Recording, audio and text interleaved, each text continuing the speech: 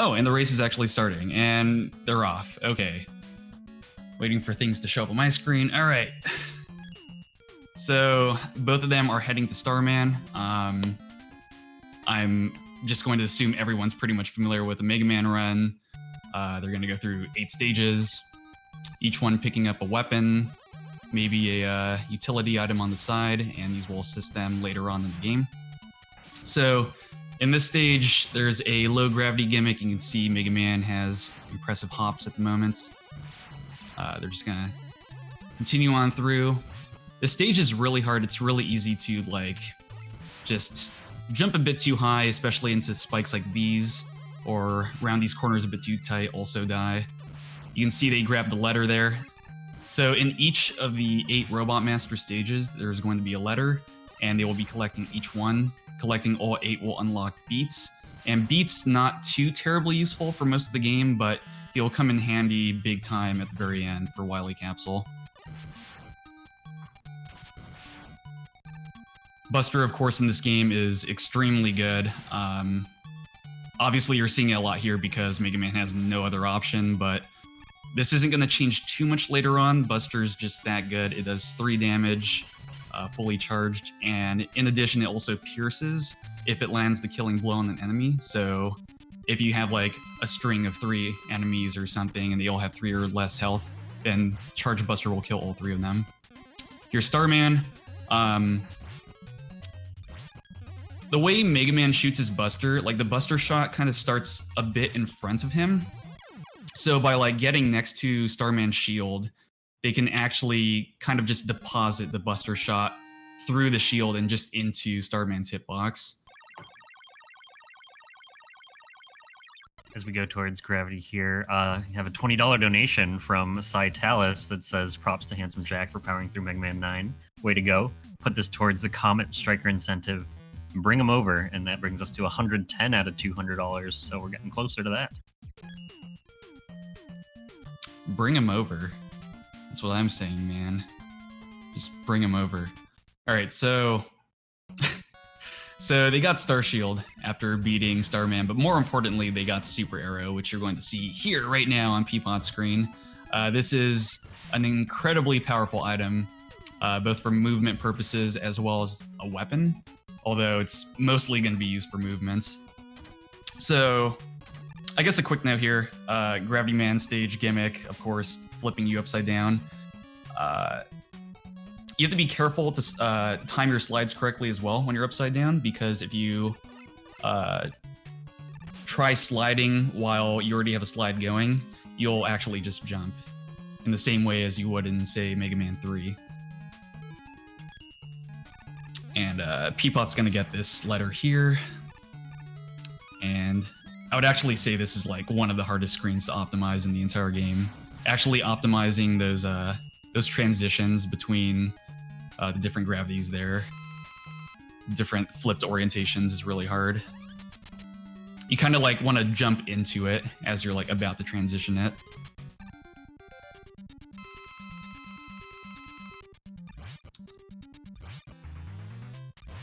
Ppot making quick work of Gravity Man here. This fight's entirely scripted. Gravity Man's going to go through the same movements every time, flip in the same positions every time. So he just has to be able to shoot Star Shield or use it as a shield in the right spots.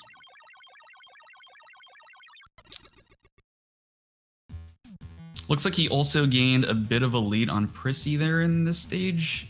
I'm not quite sure what happened. I missed it.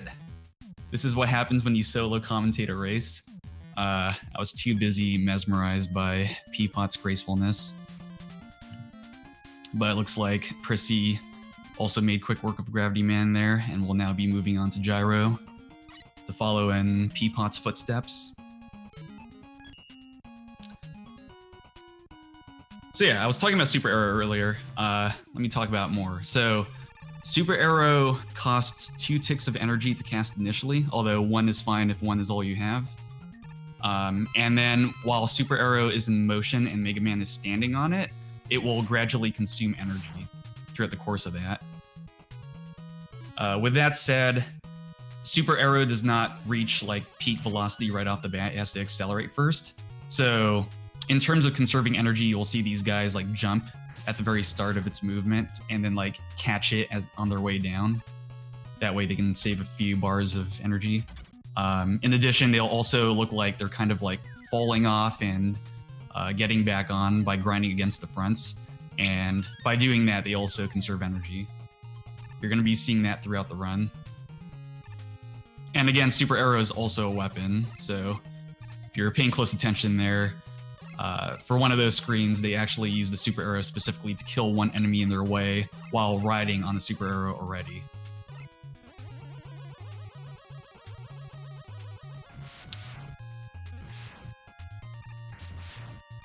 So Ppot's pretty much done with the stage now. He's heading into the gyro fight. The gyro fight's not really anything special. He's weak to gravity, which is it's an attack that affects the entire screen. So regardless of where gyro is, he can't avoid this attack. The only thing they have to worry about is the timing of it, because you can use gravity hold while gyro is still under invincibility frames. And if they do that, then they just wasted an entire attack, which would leave gyro with 4 health left or more if they missed multiple times. We also have $10 from Lee Tragan, who said, "Great job, Jack. This is from the previous run. Let's put this towards Ape Escape." Yeah, bring him over. Let's go. So with gyro defeated, now they have Rush Jet.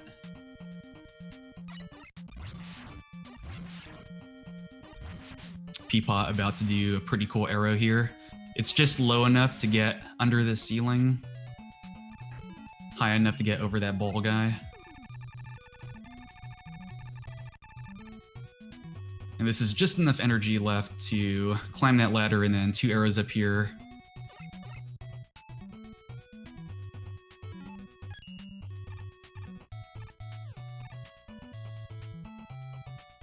Another common thing you'll see them doing is if they're doing like an arrow climb of some sort, you'll often see arrows placed initially going to the left or like the direction that Mega Man doesn't want to head in. And this is just to limit the sprites on screen for lag reduction. And Ppot picked up a very nice tank back there. That will be nice and useful later on.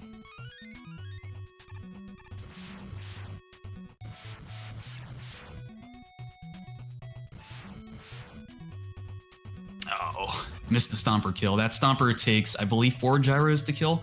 Well, let me talk about this guy first. So this fight's gonna open up with 4 projectiles, a D boost, and then running into 3 of them to reduce lag on Ppot's screen, and then just baiting him around while shooting gyros at him. When firing gyro, it initially moves horizontally based on Mega Man's position, but you can then influence it to go up or down with a D-pad input.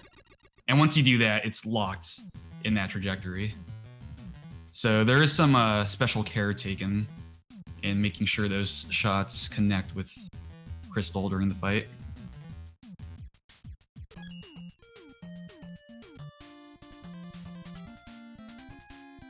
Ppot now heading into Napalm Man. Just going for the God Napalm stage. These tigers are really savage to deal with. They take 3 shots to kill, but when they're leaping at you, it's pretty scary, man. Imagine being attacked by a tiger IRL. That tunnel Ppot just went through, those spikes are really dangerous. So those are like actual spikes. They will kill you in 1 hit. He has to be very careful with spacing out shots to make sure that they kill those enemies. And this is something I wanted to mention for like 2 or 3 minutes now, but kept getting sidetracked. So enemies have really long invincibility frames in this game. This is not like Mega Man 3 or something where you can just mash like crazy and hopefully things work out for you.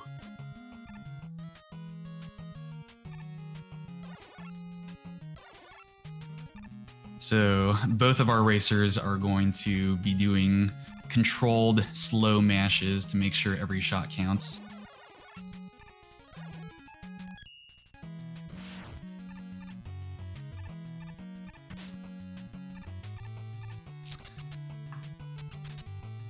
All right, Ppot heading into the napalm fight. This one's pretty simple. Just shoot Crystallize. One thing of note is Ppot does want to keep his distance, which he did throughout that fight. Every time Napalm's like starting a new attack, if you're far away, he will just shoot those rockets. If you're close, then he will lob these grenades at you. And grenades are not cool.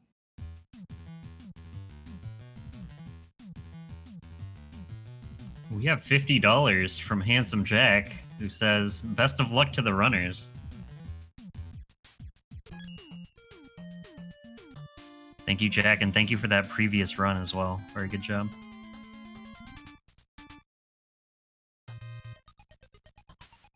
Yeah, best of luck. Bring him over. Alright, so those Mets die and then split into baby Mets. And then Ppot kills them too. Because he does not discriminate. Okay, so a quick detour there to grab the letter in Stone Man. That's actually the slowest letter in the entire game. So, this is why Beat's so great, man. Beat does not cost that much time to get. And having Beat heavily simplifies the late game. Some Metroids here on Ppot's screen, and let's see if he can kill Squeaks with this arrow. And he does! Oh my god! Alright. Arrow to get through here, an arrow to get through here, and then he's gonna use his remaining arrows to get through this last long screen here. Just fly over everything. He does want to make sure not to position his arrows such that Mega Man would be too high. If Mega Man's like kind of over the ceiling of the screen slightly, then it just won't work. So he has to make sure to go high, but not too high. Placement matters. I'm curious to see what Ppot's gonna do for this last screen. I'm assuming gravity. Yeah, okay. Gravity is the much simpler strat here. It's a tiny bit slower than using something like napalm, but it makes that screen so much easier. So Stone Man here is just gonna jump around. He can be happy though. If he's happy, he's not gonna turn into like this rubble at the bottom. That was an okay pattern for Ppot.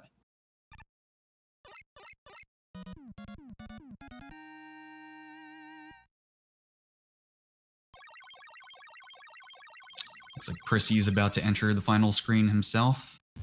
I'm curious to see if he does napalm or gravity. Gravity as well. Good choice.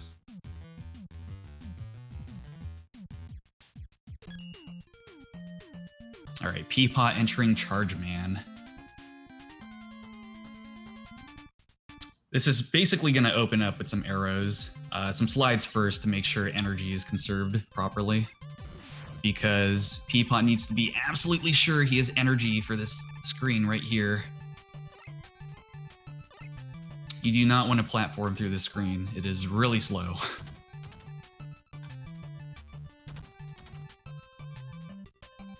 And now he's entering the Fable Chicken Room. And, you know, it's a thing to dedicate the Chicken Room to someone, so I'm gonna give a very rare, exclusive triple dedication here to Louise, Madhu, and Sopa. Both of these chicken rooms are dedicated to them. Bring them over.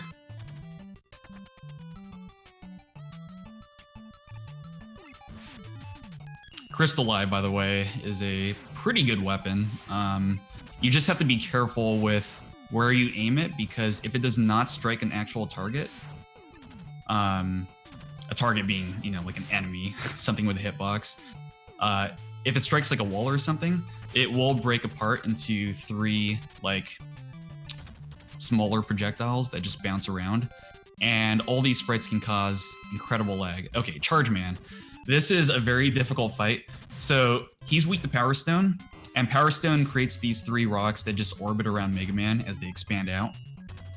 So what Ppot's trying to do here is fire Power Stones in such a way that all 3 of them connect with Charge Man instead of having like 2 ones on the side continuing to orbit around with only one connecting. Because as long as one projectile is still out, he can't use it again.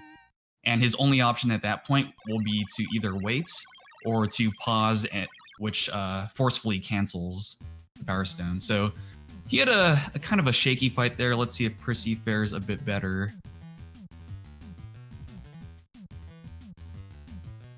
Ideally, you want to do this fight with as few pauses as possible. And Prisiii with a nice opener. Good follow-up. Oh, he's feeling it, dude. He's feeling the stone. Oh my god. Alright. That was a good fight. Back to Ppot's screen. He was having some trouble there. He was back on Power Stone. I know it's a really nice weapon, but that's not the weapon for the screen. You really want Charge Kick here. So Charge Kick is basically just a beefed up slide. Lets you slide through a lot of things without taking damage. Kind of gives you like a pseudo invincibility, if you will. And now he's on the bubble screen. So the intended method of getting through this screen is actually to sit on like the big bubbles and reach the top, but the small bubbles suffice. They do exactly what you would expect them to do. So he was using arrows there in a creative way to land on those small bubbles at the right time when reaching the top of the screen, such that the screen does transition. Excuse me. And by doing that, he's able to save a lot of time.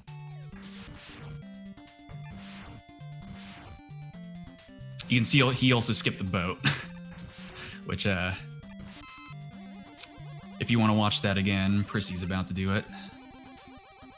Just a row of arrows, and oh no!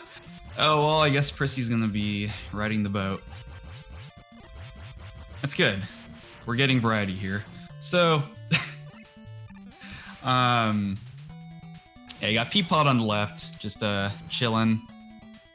He beat the mini boss there, which is pretty hard. Like, killing that mini boss fast is difficult, given how he like moves forward and back, and how you have to like move with him, and his hitbox is really small as well.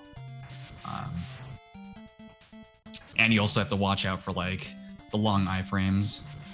Ooh, that was pretty scary on Ppot's screen. So he needed to get that letter. That's the final letter. And he got a health refill just like moments before needing to jump into it. So if he timed that jump input just like a few frames earlier, I think there's a chance he could have missed that. Anyway, Ppot's entering the Wave Man fight, or rather, he's already fighting him. And this fight just involves kicking his shins, because that's how you get rid of strangers and scary people. Just kick them. These are life lessons that Mega Man 5 has taught me, and I hope they're teaching you something as well. Hope you can learn something from this.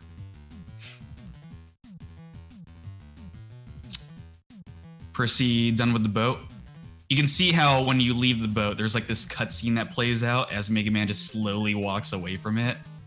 Yeah, Ppot did not have to deal with that. He could just like slide all the way. That's a big part of the reason why boat skip is just a tiny bit faster. Anyway, Ppot's now entering Dark 1. He's got a pretty special strat here, from what I understand. Yeah, there it is, that turnaround. Oh, man.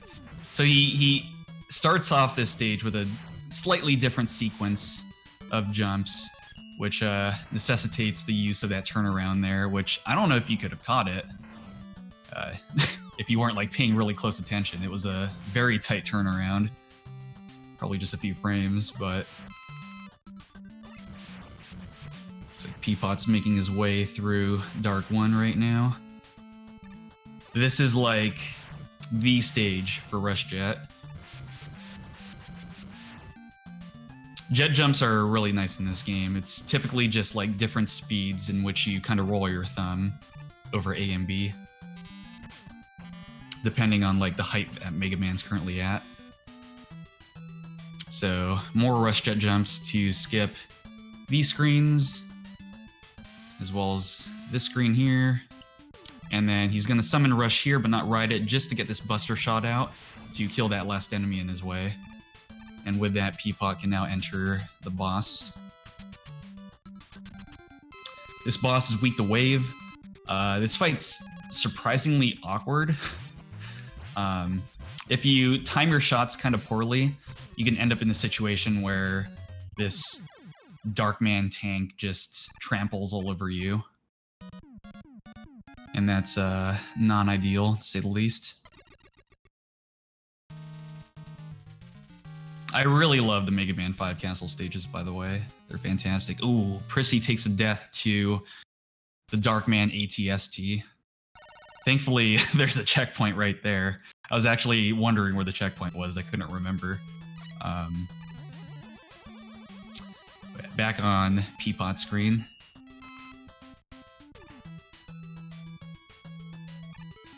It used to be a thing to use arrow here, but with new routing, there can be more arrow used in Darkman 3, which saves more time overall. So he was opting to use Rush Jet in that area. I should note that, much like almost every other Mega Man game, oh, and Ppot takes a death to the Conveyors of Death, if I can name them right now. That's a really scary section to slide jump on. You're dealing with a lot of quick slide jumps on these platforms that move you, and you're also trying to shoot down these enemies that want nothing more than to see you fall. So it's far from an uncommon death.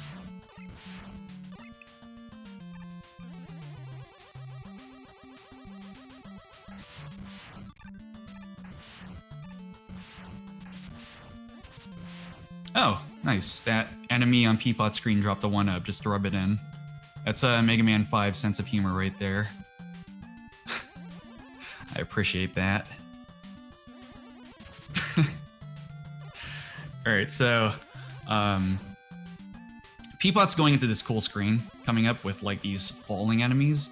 So these enemies, as well as the tigers you saw earlier, and we'll see in like another screen coming up really soon, like where is it? The next one. You can aggro these guys in two ways. You can either do it via proximity by just getting close enough, or you can do it by pressing shoot. And oftentimes you'll see these players like aggro these enemies without even visibly shooting, and that's because they might already have a charge shot going out, at which points, because that's already on screen, if they shoot again, a buster shot can't actually come out, but the input itself will still cause those enemies to move. On Ppot's screen, you're now seeing the first usage of beats. Really good for this fight. So beats really tricky to use. Not so much in this fight necessarily, but kind of just in general, beats hard to use, and you'll see this a lot during the Wily Capsule fight at the very end.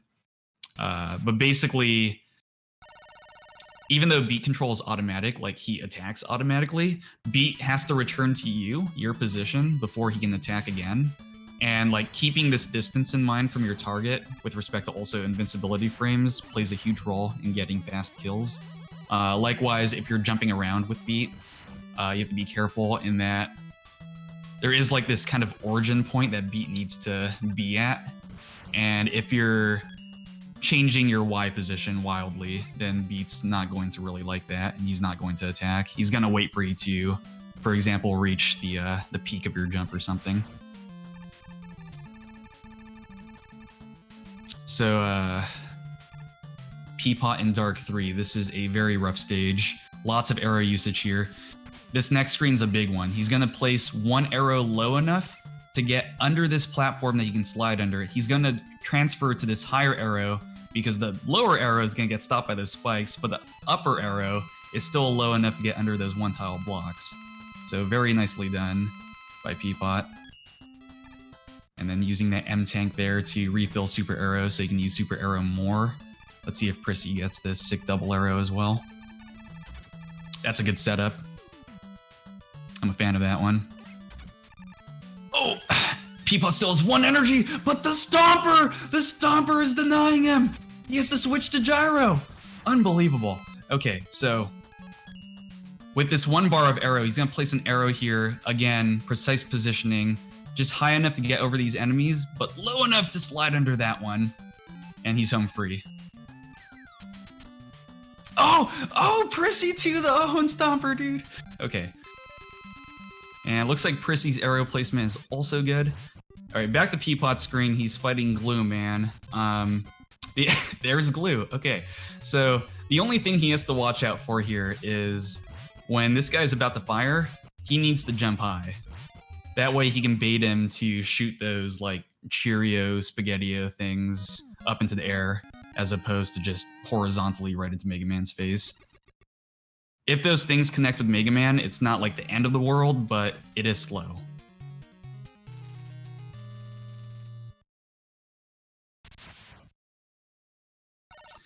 Okay, Ppot is entering Dark 4. This is a very short but very difficult stage. So there's a sequence of blocks here, and he needs to destroy all of them to get all the way to the top. And the tower is going to collapse anytime the bottommost row of blocks is all missing.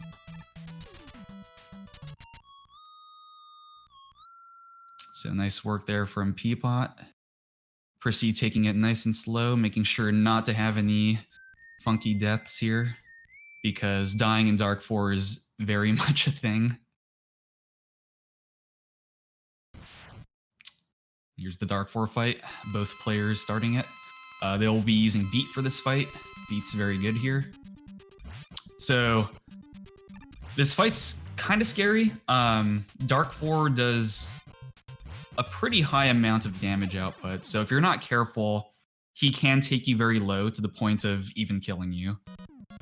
And unfortunately, really good beat usage here will often involve deboosting as well. So you can see Prisiii right now with only 4 health after that fight. Very nice. This is still a very close race at the moment. I would say maybe 15 seconds? I don't know. This cutscene here, by the way, is the only reason the Japanese version of Rockman 5 is faster, which is why they're playing on the Rockman 5 version as opposed to Mega Man 5. I believe it's faster by approximately 18 seconds.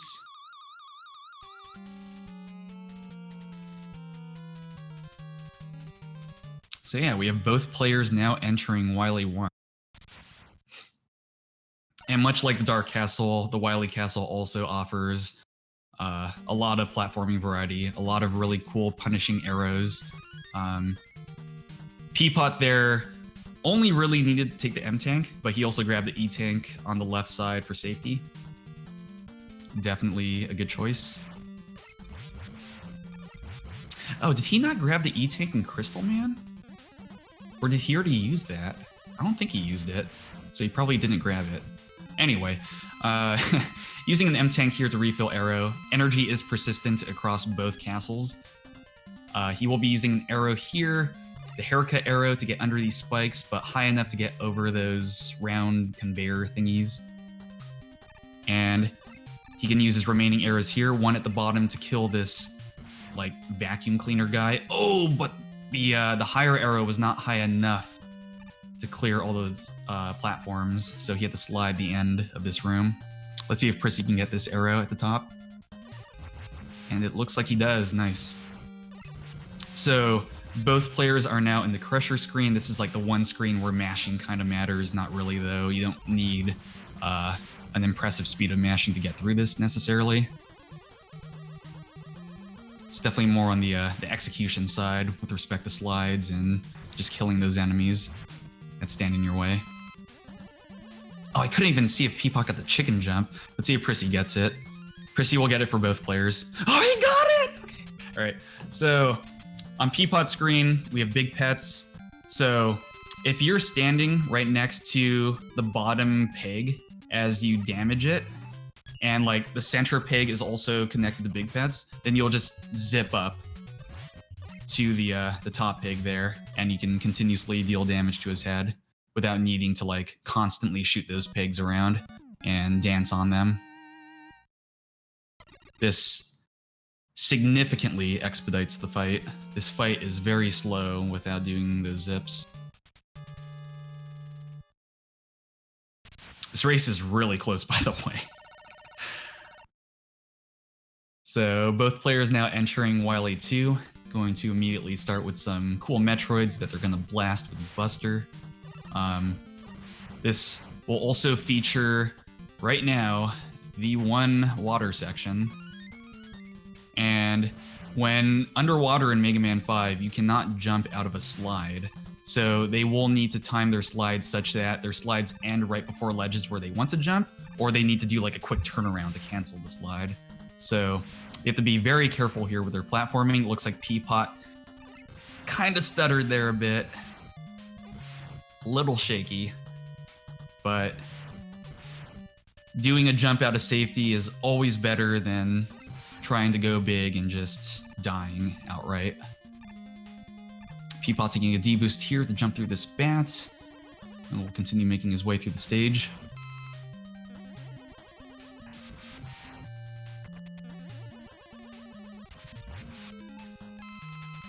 Looks like Prisiii fell into the spikes there a bit.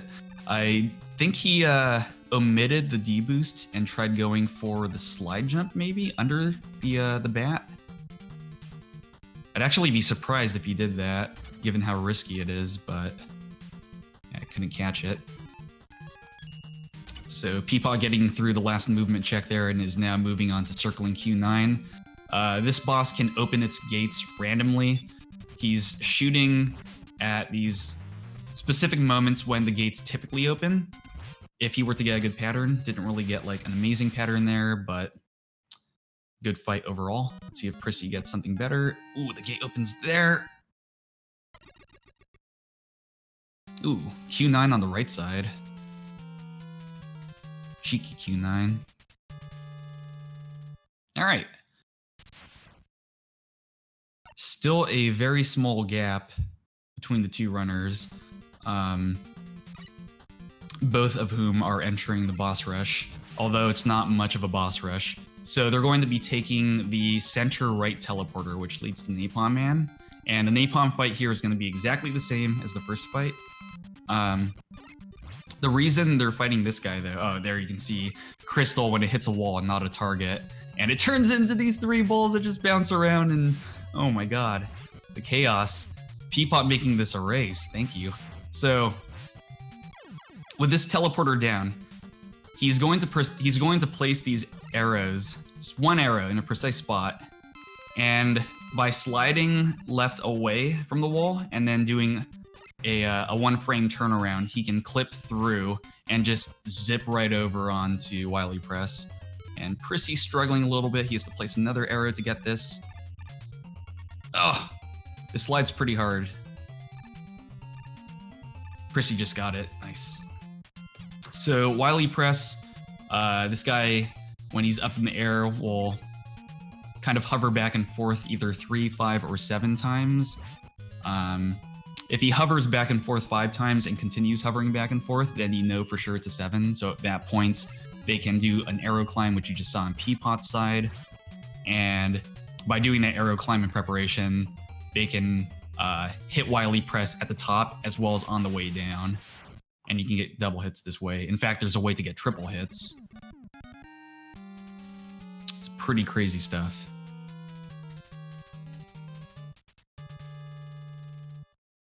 This is a close race, guys. This is actually gonna come down to the beat fight. Like right now, it looks like Prisiii has quite a bit of catch-up to play, but this is still very much possible. This is still in the realm of possibility here. So, the machine fight, the machine's weak to arrow. This is a very difficult fight to optimize. It's also very easy to screw up entirely. The machine's moving back and forth constantly. It's using this attack that can like suck you in and move you. It's like throwing balls at you. And meanwhile, you're trying to like time these arrows such that the acceleration of the arrow and when it like actually starts moving and reaches peak velocity connects with the machine, while also accounting for invincibility frames. So there's a lot going on in both players' minds. But now we have the beat fight.